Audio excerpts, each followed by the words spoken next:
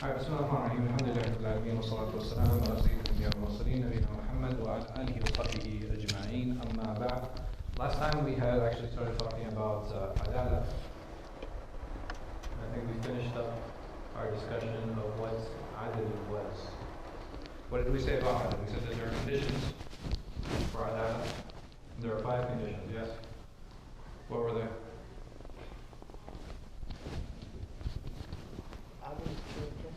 Adil is trustworthy, yes. They has to be Muslim, mashallah. I'm glad you can read the slide. What else?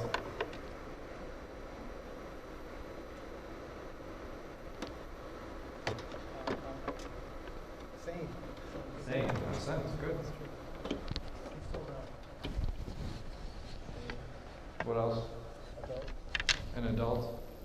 So over here, we said that when we said that if a person was sane, it's an adult. What are the conditions that we're talking about? So if somebody shows a lack in sanity, and we said, why is sanity an issue, or why do we use it as a condition?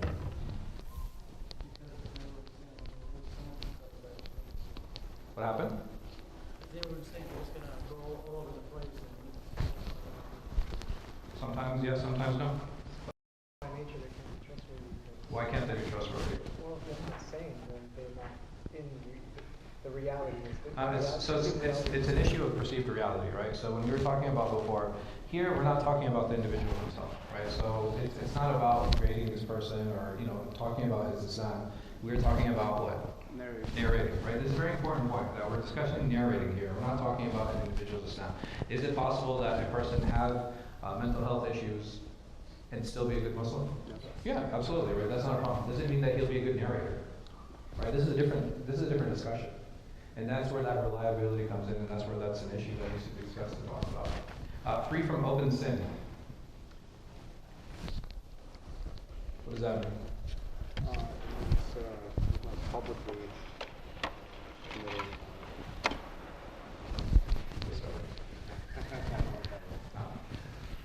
Publicly committing. Right, he's not publicly committing sin. And why is that important?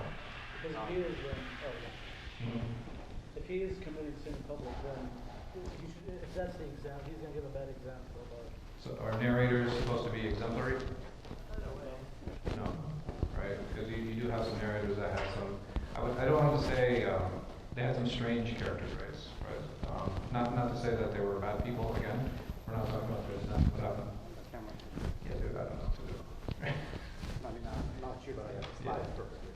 Yeah, I don't need the slides, I just maybe do this slide. This is what happens when you don't have a common scheme. So anyway,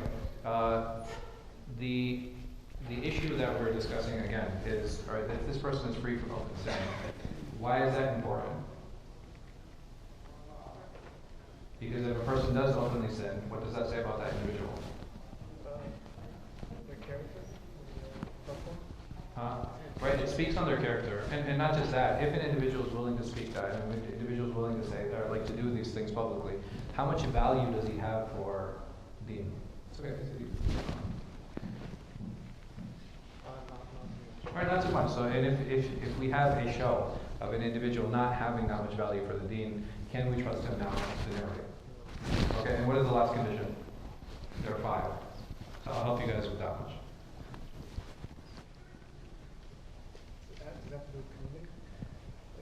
Dignified conduct.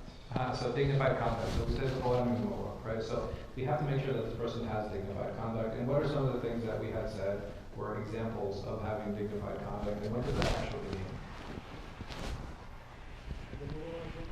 Yes. It's subjective, but mostly it's in the direction. Okay. It's subjective and it's subject. Yes. Cultural. Yeah. The person has to act culturally appropriate. And that's, I'm sorry? Right. Like the example that we'd use is like, somebody walking in, he takes his jacket off, puts all his apples in this jacket, and he goes and he walks out. Did he do anything wrong? No. Right? And again, this is very similar to when we were talking about the sanity issue. Just because a person does these things, it might show that he's not exhibiting neurotypical behavior. Does that mean that he's a bad person? No. No. Does it mean he's a bad Muslim? No. But it's Is this person somebody we want to trust with narrations? No. It's not, because it's a sign of. We had talked about things. We had talked about the innovator, how to deal with the innovator, different types of innovators, why we don't trust narrations from innovators. This was a much longer discussion. We had talked about different types of adala.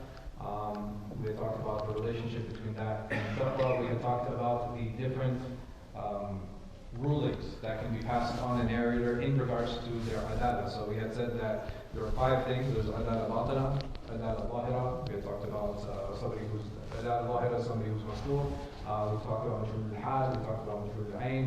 We talked about tawaqquf, like pausing a ruling and not making a ruling on an individual. And when does that happen?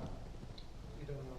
You don't have enough data. I don't have enough information, right? If I don't have enough information to pass a ruling on a narrator, then I do something that's called tawaqquf, where I pause. So this happens both in situations where there's majhul al-ayn and majhul al-hal. What is the difference between them? Right, majhul al-hal is general, and majhul al-ayn is specific. What does that mean? How does that help me?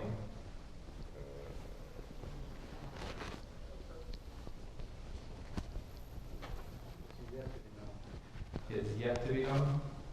Possible. It's a very, very positive view of narrators.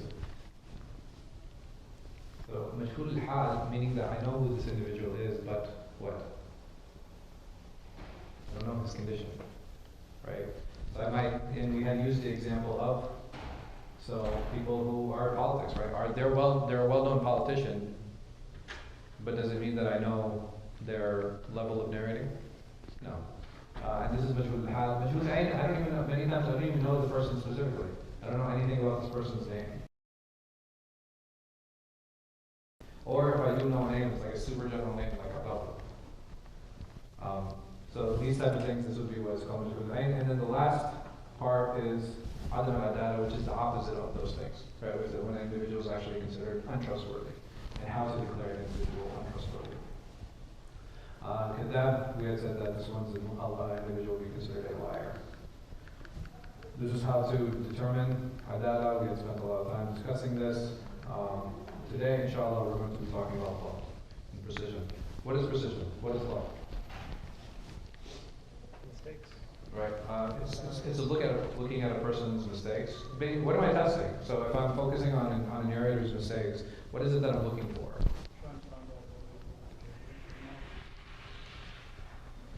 So why wouldn't that be a discussion for adala and its trustworthiness? Well, that's what trust means. It doesn't mean trustworthy. But I'm saying here, if I can't trust the person, you notice how you put trust in there? Precision is like accuracy. How many times? Not accuracy. Right? It's a judge of that individual's accuracy. It's not his mistakes or faults, it's accuracy. Right. So it can be mistakes, right? So what are some mistakes that I present? If a person narrates and he can mistakenly narrate things. Can his mistakes get to a point where we start talking about his trustworthiness? Yes. Yes, they can. And we'll get into that and we'll talk about that, inshallah. So narrating a narration as it was heard, either in wording or meaning, in this individual, he may occasionally forget why. Because he's human, right? Like human people, like human beings forget. Right? It's a very realistic thing and problem that we all face. But the more precise you are, the less what you have. Mistakes, right? So again, this idea from we said that the first condition out of the 5 conditions of a hadith to be sound was adala, right? And that focus on adala, what are we trying to remove? The mistakes, the doubts. Adala. Lies. Right? So we're trying to remove lying. All of the other conditions we said we're trying to remove what? Mistakes. Right? Because lying is easy, right? Either this person is going to be a liar or he is not. Now, if he's not doing it on purpose, now we have a space where we can actually determine, okay, it's possible that this person forgot or he made a mistake. And that's where this section focuses on the most. So an individual who narrates a narration in agreement with how he heard it from his shaykh. Again, in wording or meaning. Now, what is the difference between two? Look, this is as an idea, And Dhabit is as an individual, okay? So that's the difference between these two. And the one who most likely narrates is as he received it, and the one who most likely is correct more often than he is mistaken, right? So these are all different ways to express the same idea. And within them, you're going to have levels, right? Within all of these, you're going to have different levels. There are some things that are important to note and important to keep in mind. This does not mean his hadith are accepted without question. If I find someone who does make mistakes in his narrations, can I accept his narrations? Not even more confidence, like that's the first step. Right, so this gives me more confidence in this person, right? Because there's a group of narrators who we know to be precise, but we don't accept their narrations. Like what group? No, not innovators. We're talking about precision here. The Muḥaddithīn, right? You guys remember, what is a muḥaddith? Somebody who purposely what? Removes the guy between them. Right, he removes the intermediary. So is it possible that that person is known to be precise? And he has good hifz, and he has he has good shuyukh, etc. He's been praised, absolutely. Like all of those characteristics can apply, but once I have the hadith, the muḥaddith is going to accept it? No, right, I have to what? Know the middle gang. I have to investigate, right? It requires an investigation. Did this muḥaddith do tasrīḥ bis-samā'? And did he actually say that he heard it from the previous person, or did he use the other tool of narrating, which is what? Who remembers? On what? On the authority words. Right. So did he use an, or did he use I heard, or eyewitness, or I'm the one who read on the shaykh, right? So did he use one of those ways of narrating, or did he say on the authority of which we said that is a means for them that is seen to narrate? And why did they do that? Because they didn't want to be called liars, right? So if they said I heard and they didn't hear it, what happens? You're a liar. That it's important that we're not talking about an individual who never makes mistakes, right? Because everybody will make a mistake. And this is a preliminary condition. It's a preliminary condition, meaning that this is one of the steps I will take in order to help accept this narrator's, the ruling on this narrator. And if there's no reason to doubt his precision in a particular hadith, so for example, if he's narrating a hadith in which there are 7 narrators and he's challenging all of the other narrators. These guys are saying the Prophet ﷺ went right, and the lone one, he's saying that he went left. Does that give me confidence in the narrations? No. It actually lessens my confidence in it. If he narrates without support, so you have narrators saying that the Prophet ﷺ went right, and then he said that he's narrating that the Prophet ﷺ went forward. So he's not going against, right? But he's the only one that he's saying that. Right, so we remember they put on the side. Right, this is the one that we put on the side because this is tafarruq, right? So now we have a lone narration. How do I deal with this lone narration? That requires another set of steps in order to analyze it. We also said that who would not be considered precise?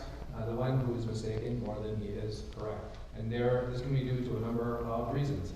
The sheer number of mistakes. If I find that 80% of this guy's hadith are mistaken, right, there's a problem there, right? There's an issue there. Like either this guy during his classes he wasn't what? It's like he wasn't paying attention at all, right? Right? He was playing on his phone, right? He kept asking ChatGPT how to challenge the shit, right? They use ChatGPT on the rock. He's talking this way, like I hear it right there. So, right, either he absolutely wasn't paying a mistake, right? Or he just wasn't mentally present. Or what is the other possibility? Right, like sleeping, like you have all of these things, or the person just doesn't have what? He's lacking. Right, he doesn't have that memory, right? He just doesn't have that strength of memory. Like you ask him, hey, what happened here, and like he'll just remember like bits and pieces. He won't be able to narrate the whole story.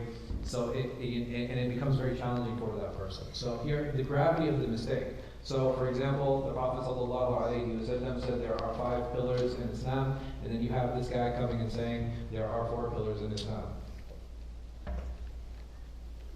What do you guys think about that mistake? I mean, it's not a mistake. This is what you remember, right? He wasn't paying attention to what his chef told him, and he's just narrating this hadith. I'm not going to call it a mistake.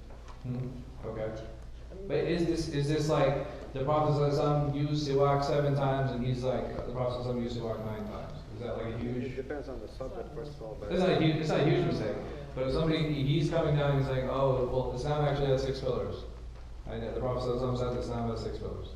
Buniyal Islam ala 6. He's a liar. Right? Either he can be lying or what? His mistake is so huge, right? This is such a big mistake that it's actually not telling any more of his precision, but of his what? deceit. His trustworthiness. Now we start actually doubting his adala, right? Why? Because of the gravity of the mistake, right?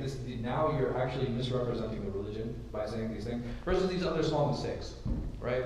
So if you have someone, for example, who said that the Prophet ﷺ, during the shahad, he raised his finger up and down. You have someone else saying that he didn't move his finger. Some said that he held his finger in this way, right? So these type of mistakes in narrating, what do you think about the people who are narrating them in these different ways, or who are mistaken about it? Does it have a huge effect on the religion? No. Is that a mistake that we'd be like, oh, it's okay, man. Like it's such a specific, minute issue. Maybe it's you know what I mean? Like the way they heard it or related. It's possible that they misunderstood. Yes? Yes. Right? In those spaces, we would kind of allow for mistakes. So when we're talking about like major pillars, and, you know, somebie says like, oh, was the cat's 2.5%? This person misheard. He's like, yeah, the cat's 25%. It is possible, right? But now you start like, okay, can I really trust this person? You know what I mean? Like it gets to a point where you can actually start questioning the trustworthiness and the adala of this individual. It's like higher. Yeah, no, it's not. I mean, it's not just increases. Like it increases to the point where it's like, okay, this is not a memory issue, right? There's something bigger that's going on that is actually causing me to question if I can trust you to narrate. Yeah. Like, are you fabricating? Is there deceit going on, or are you just at this level of like you're in this fantasy world that you just are unable to differentiate between reality and fantasy? And now that's not a question of precision anymore. This is a question of adala. Remember, we talked about sanity and these type of things. Like, okay, if a person isn't mentally there, at that point we would lose trust in that person and that narrative. So if it reaches a point that he's actually defining reality, then this would be a question again where we go back to adala. It's no longer an issue of law, right? It's no longer an issue of precision. So adala versus dabt, there are a few things that are different. So a lack of adala can cause the narrations to be rejected. So so we have 2 types. We basically have narrators that are, in general, accepted, right? So we've said that these people are trustworthy, right? And even if they're at the lowest levels of trustworthiness, even if they're at the lowest levels of trustworthiness, they're still what? They're still trustworthy. And if they're not trustworthy, they're what? The other side. They're on the other side, which is Denied or like they're liars, or like, you know what I mean? Like they have some major issue. Can we say the same for precision? Is there a line? Is there like a clear line that's like, okay, now when they get to this point? I mean, there should be some. Okay, how? They're trustworthy. How would you, like, and we're not talking, remember, we're not talking about trustworthiness here, we're talking about precision. So at what point in precision can I say, okay, this person is rejected? Or when you have evidence that. I mean, but do you see how the conversation is that much more difficult? Yeah. Right? Over here, the conversation is pretty easy when we talk about adala, when we talk about their trustworthiness. But the conversation when it comes to their precision, it's not as easy. You don't have like, okay, when you get to this point, they're no longer accepted. Because if I have somebody, for example, he's like a super weak student. It's like an individual case, I guess, right? So there is some case by case, but I'm saying like there's a lot of subjectivity to it. Like, Each individual is different as far as their accuracy goes. no, for sure, right? But I'm saying even in trustworthiness, it is too, right? Yeah, that's true, yeah. Right? Even when we were going through the introduction of Muslim, how did Imam Muslim grade narrators? Did he say, oh, this guy's level 7, right, this guy's about 12? How did he do it? Who remembers? Spectrum. Two, right? Huh? Was it just 2? No. He compared. He said that this narrator is not like the likes of this narrator, this narrator. And that's all he could do, right? Why? Because there's no number system that you can put in place to actually say, okay, these narrators are on this level and these narrators are on this level. So the most he could do is he could compare them. And like they're he multiple. combined the narrators.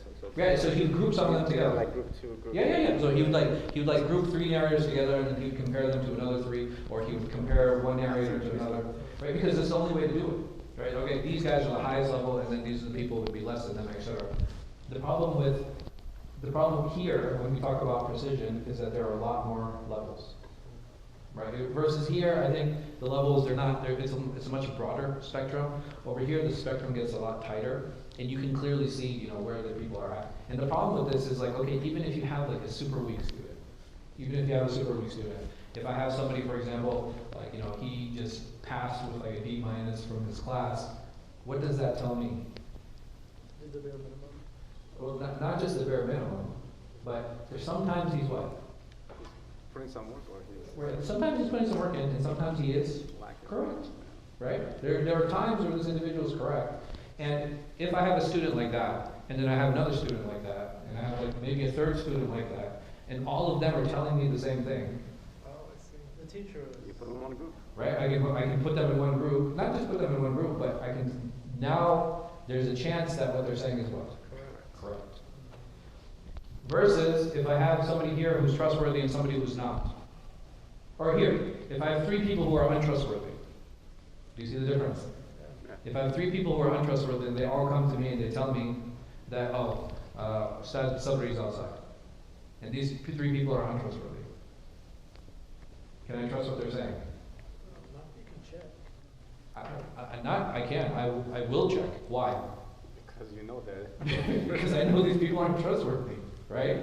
And so, what if I have 5 untrustworthy people tell me? Same thing. 10, 100. Does it matter? No. But with this, what happens? What changes? That actually, the more people I have who are weak, The more trustworthy. the more trustworthy it becomes, Kinda right? opposites. Versus in this situation, it doesn't matter how many untrustworthy people there are. You could bring 100 or 1,000. I'm still not going to. Still not trustworthy. I'm still not going to trust you. You're all a bunch of liars. Like, I don't care if you're agreeing on something. So that's one of the biggest differences between adat and when we have Makes this it worse. conversation. Yeah. I'm sorry? It actually makes it Oh, it worse. starts making it worse? It's like, you guys are definitely working together, right? A lot of stuff. So there are different types of weakness and precision. So over here, you have 2 major types. You have what we call continuous, al-Qa'im, and you have something that is situational, which is a body, right? So something happened. What does continuous mean? Is like this person always had memory problems, like always, right? From the time they started narrating until they passed away, this individual always had memory problems. And then you have situational, meaning that something happened. During their lifetime. Right, something happened during their lifetime that caused their weakness too. Right, like it's something. There's some traumatic event, right? There's some trauma that happened in their life that actually caused them to completely change the way that they're narrating. Sometimes it's the death of a son or a daughter, right? And then because of the trauma that they have, they don't narrate the same way that they used to, right? Their memories and why? Because the drive that they had maybe before is gone now. Other examples are somebody who he used to narrate from his books, right? Like, so he used to write a lot, he used to record a lot, and his library burns down. How reliable are his narrations going to be after that happens? Right, less so, right? It's going to be difficult to trust that person. Sometimes brain trauma, right? So an individual actually gets hit, or somebody, he goes to war, he goes into battle, he fights, something happens, like, he gets hit in the head, and he just doesn't remember the way that he used to. And these are all weapons, right? So all of these things actually happen. But yes, like these situations happen which cause their memory to actually change. Sheikh, you just mentioned Yeah. a library burned down. Yeah. How does that affect his position, their position? So here, well, it's a good question. How would someone's library burning down affect that individual's position? That person actually takes notes or reads through his notes Right. instead of memorizing. This person didn't rely on his memory. And then, What did he rely on? He relied on his notes, right? He relied on his actual physical recordings. Yes. Yeah. So this individual is what we call mukhtalit. Mukhtalit means change, right? So that's what the word means. Khalat means to like mix up. So over here in mukhtalit, there's things that cause him to change, but just because an individual changes, does that mean that we reject his narrations? No. There are situations where we can actually accept it. So if we know that this narration is before that change happens, so for this individual whose library burned down, if I find a narration that I know for sure is before his library burned, What can I do with that narration? I can accept it, right? Because I know this was before that change happened. Additional corroborate reports. So if he's not the only one narrating, is it after this change, like we said, he gets weaker, but he's still not what? It's like the D students, like. Yeah, he's not untrustworthy, right? So he's a lesser position in terms of his precision, but we don't reject his narrations. Meaning that if other people come and corroborate his reports, I can actually do well. I can accept it. If the change is slight, so and this doesn't happen too much, but basically you have some of the Muḥaddithīn, some of the Naqd, some of the Hadith critics. What they'll do, they'll say, so like normal people, like us, like when inshallah when we get old, is our memory going to be as good as it is right now? I mean, like, I'm almost there, but like the rest of you guys, mashallah. Like you know what I mean? So the thing is like, Neuralink, get some chat GP going. Yeah. Then you'll ask me questions. Of course. So in this situation, the slight change is something that's normal, right? So having a slight decline in our memory is something that's very normal and natural, and that's why his narration will actually still be considered acceptable. Lastly, if he is stopped from narrating after the change, why would that be? Why would that be a condition for me to accept his narrations? Stopped? What's stopping? Him stopping is actually the flag on his phone. There's no confusion. Yeah. There's no confusion why? So, let's say they have dementia or something. Yeah. Right, and so they completely stop narrating after that. So Then it doesn't. I use this phrasing I use on purpose. Stopped narrating. Yeah, there's a trick, right? It's always true. Stopped narrating. He is stopped, meaning, Yeah. did he stop himself? Yeah, that was a. Others stopped him. And who could those others be? Are those amongst colleagues? Maybe his children. Absolutely, right? The children, they start seeing the change in their father, and what do? Like people start people come and be like, we're here to learn from your father, we're going to take Hadith from him. What do they say? He's not well. They say, no, he's not well. Who else can stop him? Maybe other teachers, right? Maybe some of his, some of his compatriots, some of his students, right? They in order to protect their sheikh, they're like, hey, listen, it's probably not a good idea for him to continue narrating. So how's that make me accept this person's narration style? It guarantees that there are no narrations that came afterward, right? So all of the narrations were when? Before he changed. So if I can guarantee that all of these narrations were before he changed, is there any reason for me to doubt the narration? No. All other situations are rejected. Can you guys think of another situation where there might be an exception to this? I think it sums it up pretty well. Types of fault. So this is going back to your question. There are two types of fault. One is going to be, or what do you guys think? Neuralink is the third type, that's the new one. Actually, it's not. It's actually a modification of the second.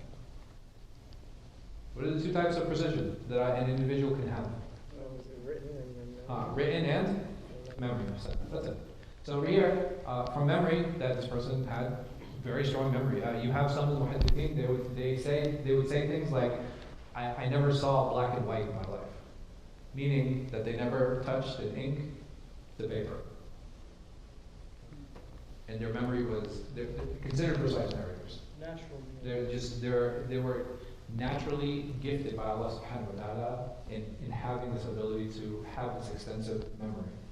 And then writing, right? And this is something, and are there problems with somebody who relies on their writing, mostly, if not completely? What are some issues or problems that can come up? He has to have his notes always with him, actually. Probably, not always, but Most of the time, right? Or access to them. access to them, yeah. Right? An individual need to access to his notes and his recording, sure. What else? They might burn down. I'm sorry? I can't. I said if They lose it, that's definitely a problem. What else? Okay, I'm sorry? Right. All right, so I'll take that a step further. They misread. right? So they're narrating, even though it's written in front of them, what can they do? So they can misread. That's from this, what about from this? Is there a possibility of mistake? That's in giving, what about taking?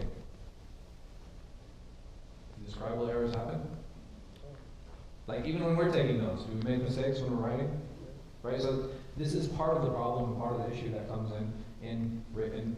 Like, so some people might be like, oh, why didn't everybody just write it down? Some of them didn't trust, like, the writing. We have to realize that this is a time before you could just go, like, you know what I mean? You go to Imam Bukhari and be like, hey, listen, can I get a copy of your book? He's like, yeah, sure, there's staples over there, you know what I mean? Just go photocopy it. Is that how it worked? Hey, what did they do? That's scribes, right? And even within scribes, there were some scribes that were good, and there were some scribes that were bad. Right, and that just, I mean, that's the nature of everything, right? So sometimes you have good quality, people who provide a good service, and people who provide less quality service. Narrating meaning. You had two comparisons. Yeah. Which were higher. Which is higher, so the one who's able to combine. Right, so that would be the highest, the one who's actually, and why? Because the person who has it memorized, even if he does forget something, what can you do? You can go back and you can check.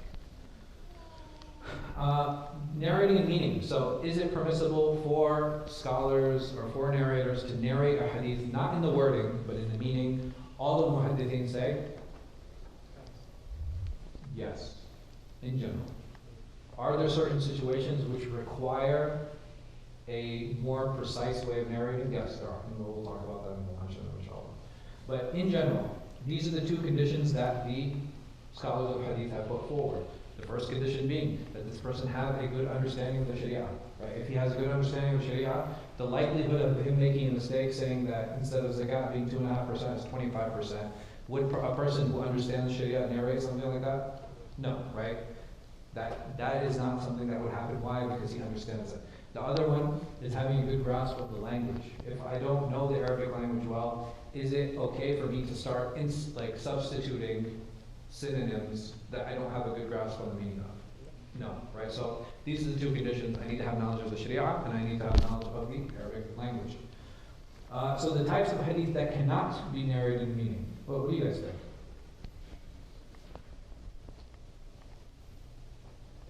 I mean, it has a meaning.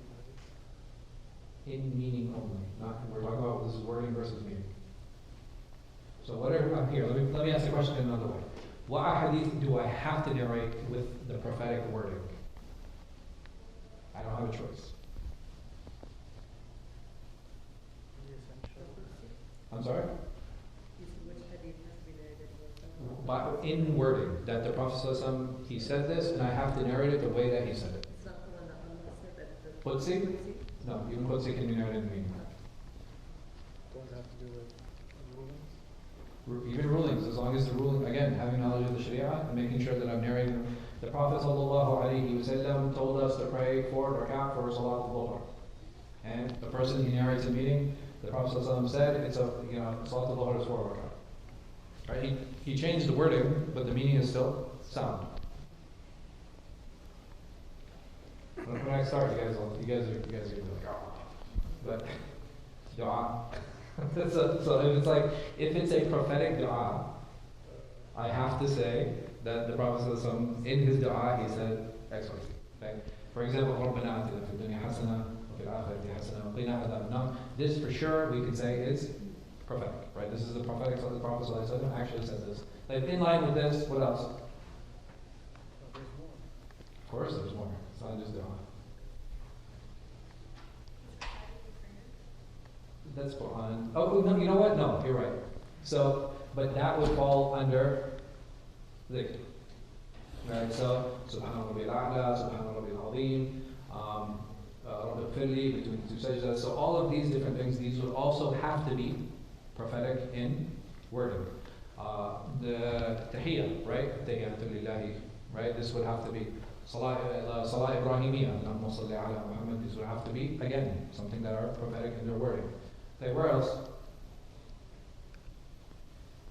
Allah's names. This has to be something that is in wording, not in meaning. And those that are considered small and encompassing. For example, the Prophet ﷺ said, ad-dīn an-nasīḥah, that the religion is sincere advice. So this is a statement that is considered small, it's considered encompassing. Why is it not okay to substitute this? Why is it not okay to come with synonyms?